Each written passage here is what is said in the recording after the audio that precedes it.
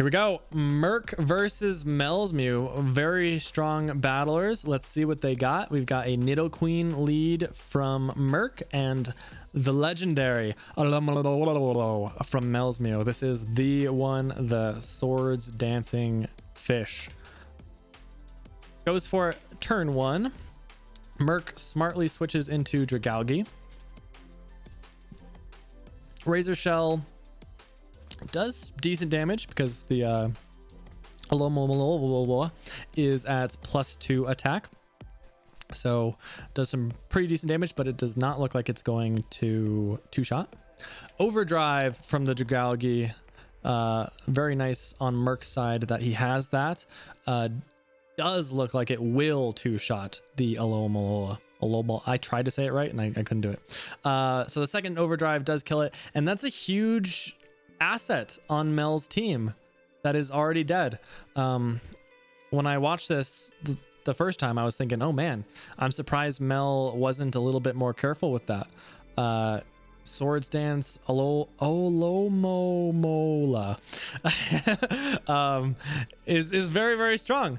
So it was kind of surprising to see that Mel used it in this way just to trade off some damage on a Dragalge.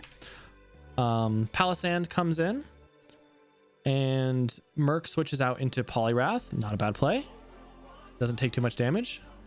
Water Pledge from this Poliwrath, getting a little bit of chip on the Dragapult, but not too much. Dragapult goes for Leaf Tornado, misses. Let me go back and see what the Poliwrath went for. So the Poliwrath went for Iron Defense. Kind of interesting. Little bit of a dangerous play there, I think. Luckily for him, the Leaf Tornado did miss, and he does switch out this second time. He's like, oh shoot, oh man, this Dragapult knows a grass move, and makes the correct play, and goes into Snorlax this time. Does the Snorlax have a way of hitting the Dragapult is of course the next question that comes up, because Dragapult is normal type. There is a chance that this Dragapult just completely walls the Snorlax. Snorlax goes for Zen Headbutt, and that answers that question, which is very important for Merc because Mel has 2 ghost types. So if this Snorlax didn't have a way of hitting ghosts, it would be completely useless for Merc, basically. But it does know Zen Headbutt, and it does miss here, unfortunately. Palisand goes for Hex there, not going to be able to do any damage to the Snorlax. Could have been a read. Maybe Mel thought that Merc would switch, but doesn't get the right read. Zen Headbutt doing a little bit of damage, but not too much. Pollen Puff, a little bit of damage, but not too much. It was a crit. Zen Headbutt looks like it's still going to take at least 3 more hits to finish off the Palisand, and that does seem like it's what Merc wants to do. He seems like he values taking out the Palisand more than having a healthy Snorlax. Just needs 1 more. That seems like what's going to happen here. So the Snorlax is basically dead. Oh, the Snorlax has Morning Sun. There you go. So kind of explains Merc's play a little bit. He kind of was able to see, well, the Palisand's not doing too much to me. I'm not doing too much to the Palisand, but I can survive it. I can outlast it. And that's what happens here. Dragapult comes back in for Mel, goes for Dual Chop. Doesn't quite look like it's doing half health. Yeah, it is actually. So good play by Mel to go into something that can hit hard and will be able to take out the Snorlax basically immediately by making that correct play. Skarmory comes in, and Mel switches into Centiskorch, wants to keep the Dragapult alive. That is probably a good idea. Centiskorch goes for Fire Fang on the Poliwrath, does not get the burn. Dragapult on the Poliwrath makes sense. Probably going to go for that grass move again. Does not, goes for Dual Chop, but that's not a problem. Dual Chop possibly actually ends up doing more damage than the Leaf, or it wasn't Leafage, Leaf Tornado would have anyway. Goes for another Dual Chop and does take out the Poliwrath. Dragapult doing a great job of taking out some of Merc's threats, but he does still have that Skarm.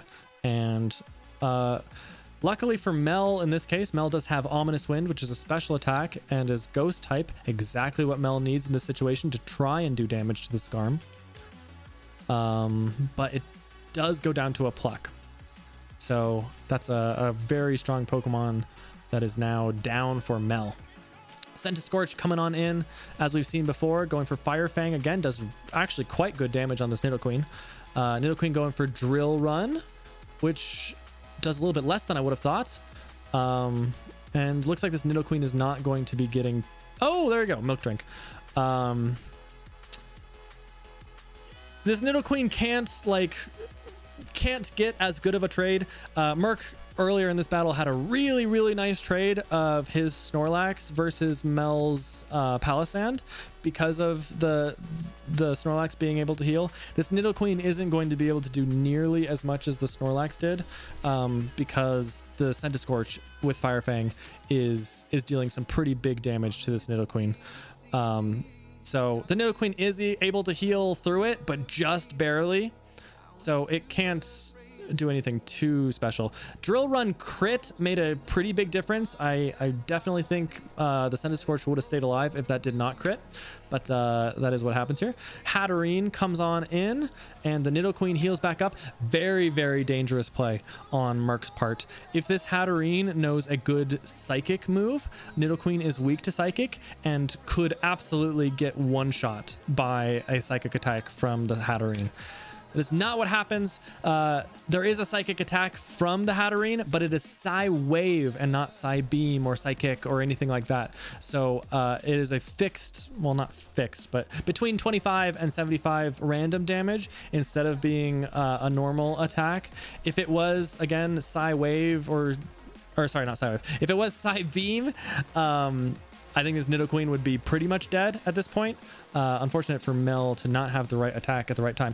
This time, though, it's kind of nice. Psywave doing big damage to the Skarmory. Gets a crit, doesn't actually, not a real crit. Bullet Punch doing about half to the Hat. Second Psywave will finish off the Skarm. Dragalge comes in. Dragalge, this is a weird fight here. The Dragalge could go for a poison move to finish off the Hat. The Hat could finish off the Dragalge as well, though. Goes for that poison jab. It is enough damage. Nice play by Merc. Takes out that Pokemon. And the last Pokemon from Mel is Dedenne, which is also Fairy type and will also lose to this Dragalge's poison jab. Mel probably knows that. Goes for the Sleep Powder. Gets it. Definitely needed that to happen.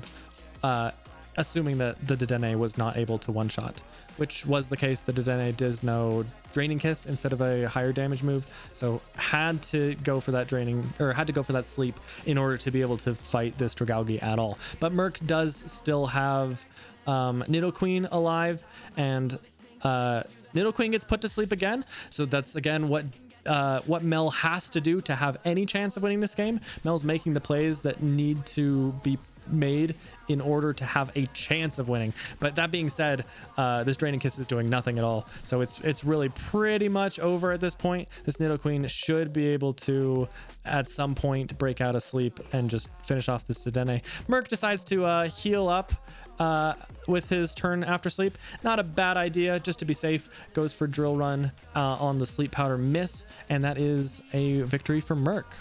Pretty interesting battle there as well.